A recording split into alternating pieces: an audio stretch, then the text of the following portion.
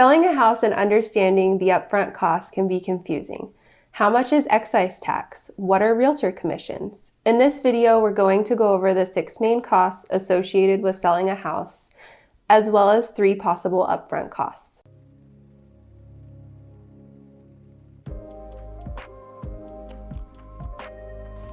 Hi, I'm Felicia Waugh with Terry Wise & Associates.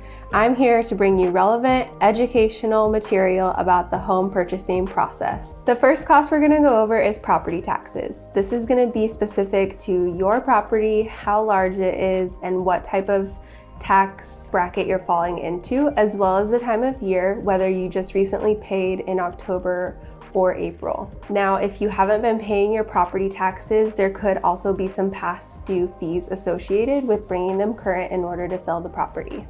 The second cost is the homeowner's policy for title insurance. This covers the buyer in situations such as encroachments or easements on the property, different judgments, or if Aunt Sally comes up to their door and says, I had a right to this property and you shouldn't be owning it. When you purchase the property, the seller paid for this on your behalf, and so now you're paying it for the buyer. Typically, depending on the purchase price and the property type, it's around $1,000. The third cost is half of the escrow fee.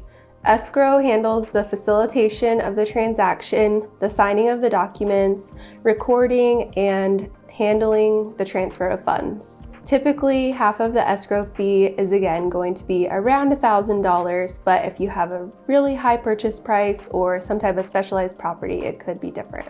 The fourth cost is one of the larger ones, and it's excise tax. This is similar to sales tax, but for a house. In Pierce County, where I mainly do business, the excise tax rate is 1.28%. So for example, if you had a purchase price of $500,000, your excise tax cost would be $6,400. The fifth cost is realtor commissions. Many people want to believe that there's a standard commission rate, but that is not the case. Commissions can range anywhere from $500 to 10%. The $500 is going to be a brokerage that just puts it out on the MLS, and then it's basically a for sale by owner from that point, and they do nothing more. 10% isn't as common. We typically see somewhere right in the middle.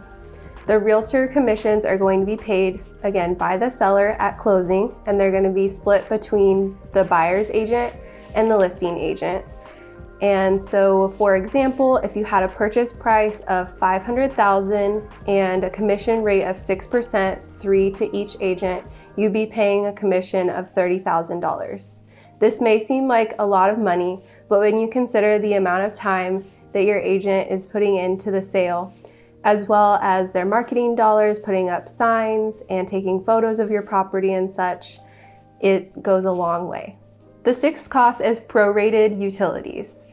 Escrow will go ahead and prorate all of your utility costs that are lienable, and they'll pay those at closing. It's really important that on the day of closing, you call your utility providers and let them know that you're canceling services and give them your forwarding address.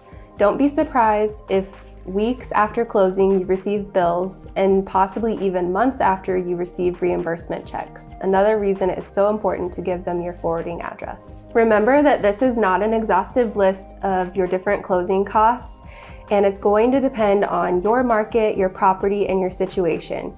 You can always ask your real estate agent for an estimated seller's net proceeds sheet that's going to be specific to your situation.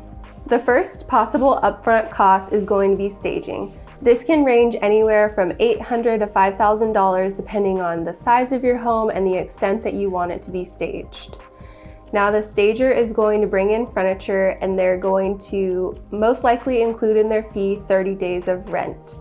If you go beyond that, they might end up charging you more. Typically in this hot seller's market, it's going to be plenty of time to get your house staged, photographed, and all the showings and under contract within that 30 days so that you don't incur additional rent fees. Sometimes the stagers will let you pay a portion upfront and the rest at closing. Other stagers might require you to pay it completely upfront. The second possible upfront cost is repairs to your house. You can check out my other video for ideas on what's worth repairing when it comes to your home sale. When you're hiring a contractor, most of them require 50 to 60% upfront and want to be paid the rest upon completion.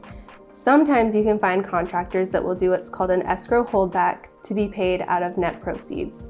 But in our market, with contractors in such high demand, they typically want to be paid upon completion. The third upfront cost is going to be getting your septic pumped if you're on a septic system.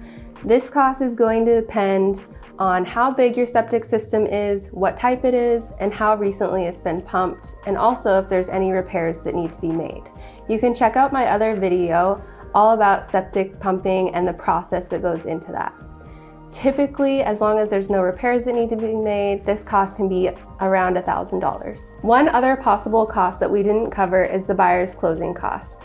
In this hot seller's market, it's not as common to see, but sometimes the buyer will ask the seller to pay some or all of their loan closing costs. This is no more than 3% of the purchase price. Thank you so much for watching this video. I'm Felicia Waugh with Terry Wise & Associates. Please subscribe to my channel, like this video, and leave me a comment and let me know if any of these costs surprised you, and I'd be so thankful if you shared it with a friend.